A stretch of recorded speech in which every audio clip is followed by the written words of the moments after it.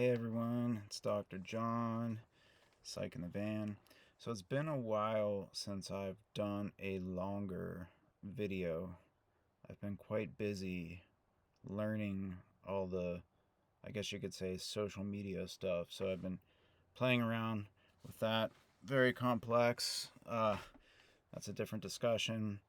But anyways, I wanted to take some time tonight to storytell. And I'm a little distracted because I look very different. I shaved and then actually cut my hair by myself on Friday. And then today I was scoping it out and I realized I missed a bunch of spots because, I'm holding up a mirror trying to get it right. And then, of course, I used the wrong, I don't know what you call it, the wrong millimeter thing and cut it way shorter than anticipated. But due to my daily mantras around my hair grows back very fast. So, not tripping on that. Again, another practice of radical acceptance, radical letting go. Okay, so if there's any hairstylists or barbers out there, what do you think? I mean, I probably missed some spots. Still, it's really hard to get the all of it, especially when you're trying to get like this area, like right here where it blends. Very tricky. Anyways, so forgive me for digressing. So the story I want to tell today is a powerful one for me, my lived experience of it. But before I get super deep into the story, I really feel out of authenticity a very, very strong calling to share a land and water acknowledgement. Now, I want it to be real and authentic in this, and this isn't, admittedly, obviously, I'm a white dude, and this isn't my area of expertise. But I did some research, and I found a reference to a resource as a website, native-land.ca. And on there, they have, of course, it's AI, they have an assistant that asks you various questions as to like how you exist in relationship to the land and the water and so forth, and like what your intentions are. So I went through all of that, and then it gave me I guess you could call it like a individualized land acknowledgement. So I'll share that before we get into the story. I acknowledge that I am reflecting on the land and waters of what is now known as San Diego, the ancestral and unceded homelands of the Kumeyaay people. I really hope I pronounced that correctly. My relationship to this place is one of spiritual reverence, and my commitment is to move beyond words into action. I will use my privilege and platform to amplify care and respect, and my stewardship will take the form of tangible support for the Kumeyaay people, the rightful keepers of this land. I will walk gently upon this earth, care for its waters, and share this journey of connection and responsibility with others. Honoring the deep and enduring relationship the Kumeyaay have always maintained with this beautiful and sacred place. Yeah, really resonates, and that it links up with the experience I had today. So, well, I admit I should always do this land acknowledgement. I haven't done that. It's been on my mind and my heart. I'm very grateful that today I did that. So let me tell you the story.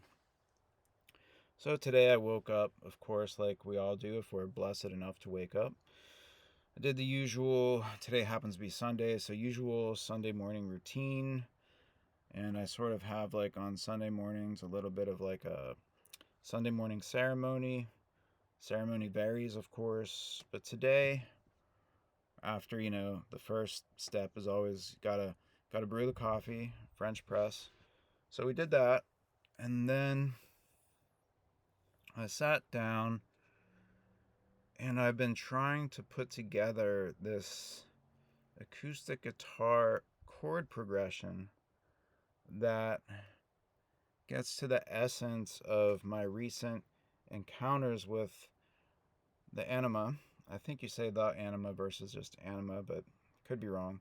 Anyways, if you're not familiar with the concept of the anima, just do a little Google search on Jungian psychology. So I got the chord progression down, still practicing, still learning guitar, fairly new. I've been practicing for a while, on and off, never really progressed much beyond open chords, but I've been inching my way a little closer towards progress. Maybe someday we'll play some guitar together. Okay, so anyways, I got that down. Then we moved into the journaling. I did some psychospiritual reading in the morning, pretty common. And then, okay, so Sunday mornings I have the main part of the ritual is I walk down the hill, fairly long hill, to, oh, it's giving me a thumbs up, to a coffee, it's not really a coffee shop down the street. It's kind of like more like a drive-through experience, but you can walk up to the coffee bar and order. So I do that every weekend, and had the intention. So as you know, if you follow my socials, I published an article this week on Psychology Today that really sort of talks about my recent intention around healing in nature via traveling in Stella Blue, my beautiful van, and nature experiences. So wrote a story about that. You can check out my blog on Psychology Today. Check out my socials if you need the link for that, or just email me. My easiest email to get to me, I believe it still works, it's just john@johnyoga.com. Okay, so I had the intention in going down there. I wanted to share with someone, a barista down there, the article. So the reason why I wanted to share with her, she's a yogini, and so the article has these mindfulness connections. So I thought she might be interested in it. And I've had a few, not many, but a few meaningful conversations with her, and I feel that part of what's linked up with the story is that I've been working with the notion of like anima, but I'm aware that she has like very, very powerful eyes. I think they're blue, but I admit I am very hesitant to look so deeply, and I think it's like this. Bion, if you're familiar with some psychoanalytic thinking, talks about the O.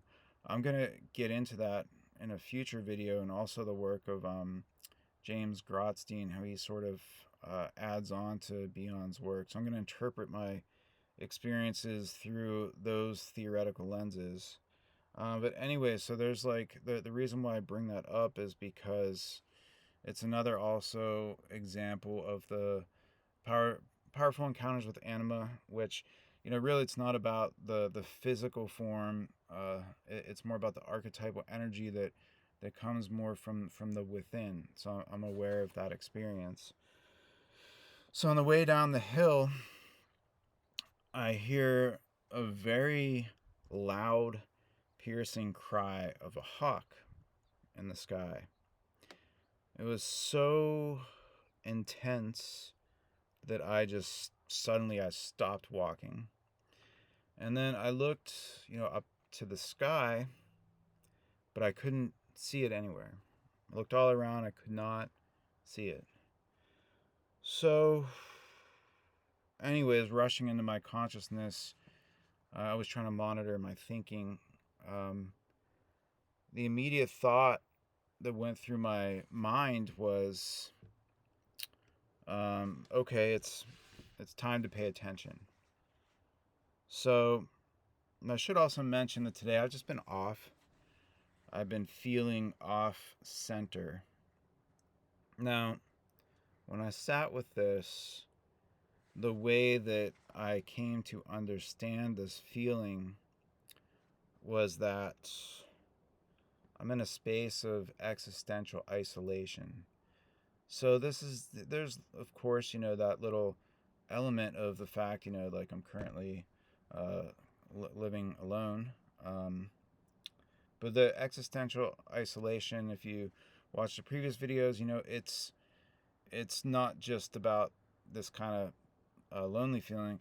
It's about the existential realization that the I think the term used by, I'm trying to remember, it was it Sartre. I forget who the exact philosopher was, but it's the realization or the recognition of the incrossable gulf, like the Gulf of Mexico, not Gulf of America, Gulf of Mexico. It's like the Gulf of Mexico. It's a crossing, and so in existential isolation, it's an incrossable gulf between oneself and the other. Um, that's from a very, I would say, um, non-spiritual view. I can lean into that and feel that, but I'm definitely more on the transpersonal, spiritual side of things. So I believe in the interconnectedness of all things, but that doesn't mean there aren't experiences of this isolation. So, anyways, I came to understand my experience of that, and I'm feeling a little better now, but I'm still aware of, like, it's like a somatic anxiety more in like heart chakra region, but also like coming up into the throat chakra. And so also kind of has this at the verge of tears kind of experience. I'll say more about that a little later. So anyways, I had all this awareness at the cry of the hawk, and so after my pause, I decided, all right, well, let's continue down the hill. So went down the coffee shop. Had the intention was fulfilled. Passed on the link to my article. Had a really nice conversation with everyone there. Got to talking about, it was the neuroscience of mindfulness, meditation. Mentioned some of the brain imaging studies, functional structural changes in the brain due to the practice of mindfulness. Over 8 weeks, 27 minutes a day. It was the Holtzel, if I'm pronouncing that right, the Holtzel study from, I believe it was Harvard. So, anyways, talked about that. Got my shot of espresso. Went back up the hill. Okay, so eventually hit the yoga mat. Powerful, very powerful heart opening practice. I mentioned, the heart stuff. Also, definitely some throat chakra openings through the back bending poses. And so, I have to say that it was a forest yoga practice. If you're familiar with forest yoga, but definitely like in the practice, I was shaky. I was like having the release, like really kind of like it wasn't like a heavy like trauma release experience. It was more just like I've been feeling this stuff, and like it was the shaking of the nervous system, if you will, was trying to like kind of release and release and release. And so I felt a little bit more settled in the closing meditation, but the feeling remained nevertheless. So eventually I got myself organized to get down to some writing, trying to do some administrative work like I always have to do. And I think I had just sat down. And where I like to work is in the house I'm staying at. There's a corner in the back of what I guess you would call like the kitchen area. And there's a beautiful yard in the back. There's a waterfall back there. not natural, one of those waterscape features that you can put in your yard. Very, very beautiful, I must say. And throughout the yard, there's a number of again, powerful, lovely, religious and spiritual statuary, including this very, very large statue. I'm not sure if it's meant to be the Buddha or if it's meant to be like a monk, perhaps. But in any case, at this time in the afternoon, it was illuminated by the sun. Like, I'm telling you, like you couldn't create a better lightscape for this particular statue, other than how it was just glowing in the sun. It's really powerful. I know I use the word powerful a lot. Um, anyway, so yeah, I believe I sat down and I turned, the doors open, the sliding doors open, so I could hear the waterfall. And I was called to look out at the waterfall. And as soon as I did that, like, right across my field of vision swoops a very large red-tailed hawk. So it went like right by. I'm like, oh my goodness. So I'm like, I I was in suspended space for a second there, like between thought, and then I was like, standing there, or no, I was still sitting, like, sort of like, in awe, I guess. And then it looped back, and then it stood right in front of the waterfall, looking at the end of the water. And I was like, oh wow. And so I very like um I very, very like slowly, I don't know why I was like being so like slow, and standing up. And so as I was doing that, the hawk just kind of hopped up. It was more than a hop. It sort of like had to flap its wings a few times onto the very top of that Buddha slash monk statue, again radiant in the afternoon sun. And uh, I'm like, you can tell, like, I don't have words to describe like what was happening to me in my consciousness at that time. But as I slowly rose up, I was at eye level with the hawk. I don't know if the hawk saw me or not, but eventually it kind of turned to the side and I could just see its eye. And again, we have I mentioned, powerful, beautiful blue eyes of the barista. And then this hawk's eyes was like, I think that they have sort of like the pupil, if that's the right word, like dark, and then the eye, I believe it was like yellow, almost like shimmering, kind of glowing, reflecting.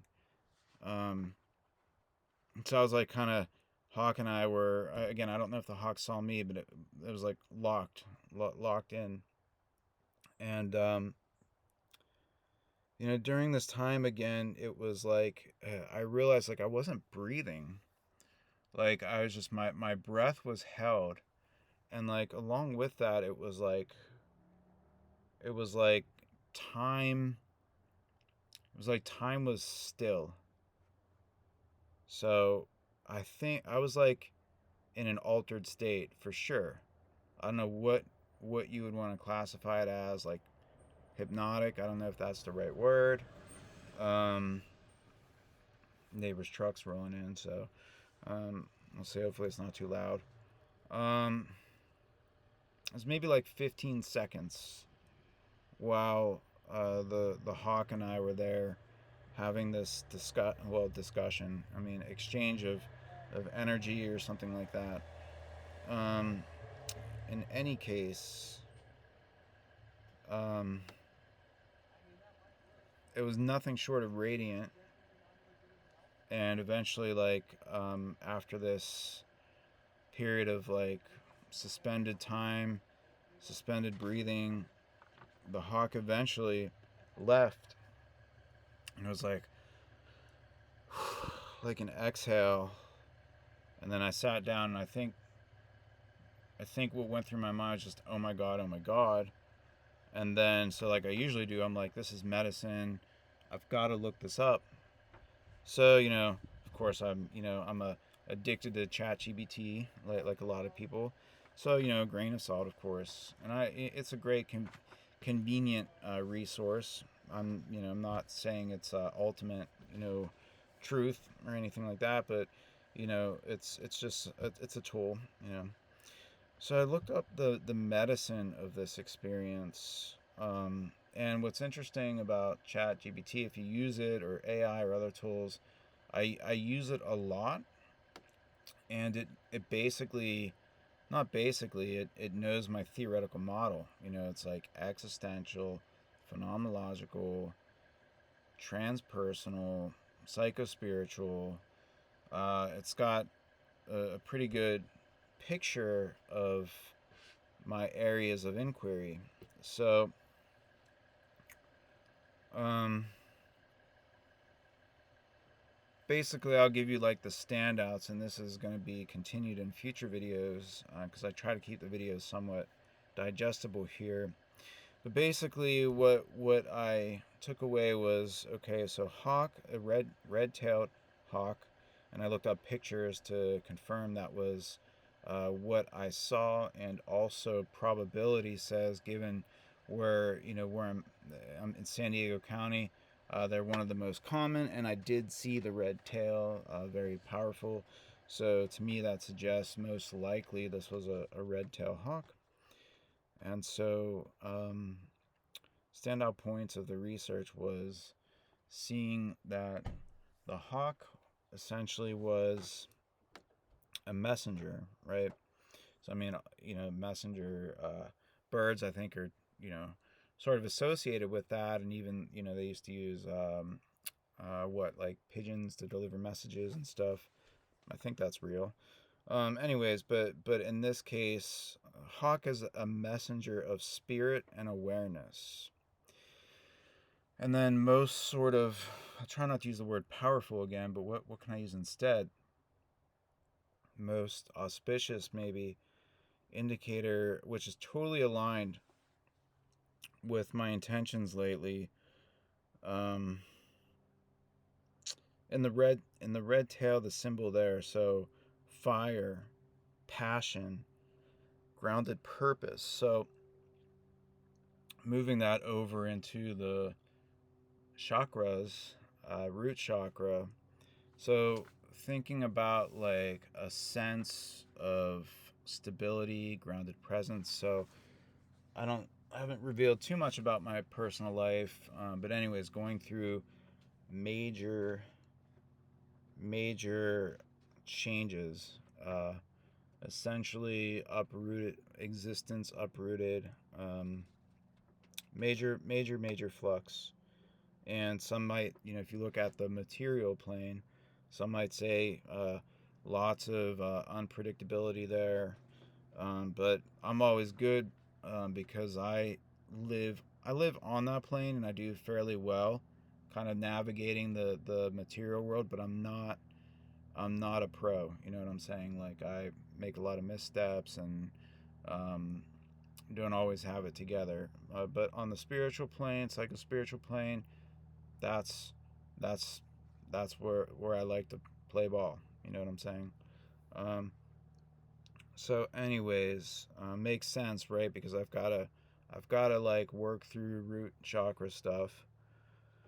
Now, again, the motivation where I'm like, well, I got to really recognize my gratitude and my reverence for the sacred land, and many indigenous traditions, especially it noted, especially among plains and southwestern nations. I mentioned earlier the sacred messenger, but so red-tailed hawk, sacred messenger between the physical and spiritual realms. So the piercing cry, the one I heard when I was descending down the hill, is said to announce the presence of Great Spirit. So it makes sense as to like why I was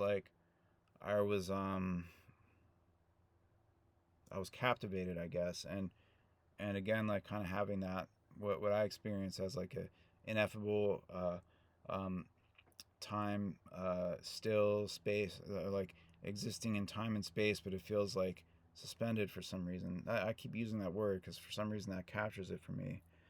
And so now it's a powerful reminder, like the hawk, to awaken, pay attention, and listen for guidance. And I had that thought, this was before I did the research. I had that thought again go through my mind of it's time to pay attention.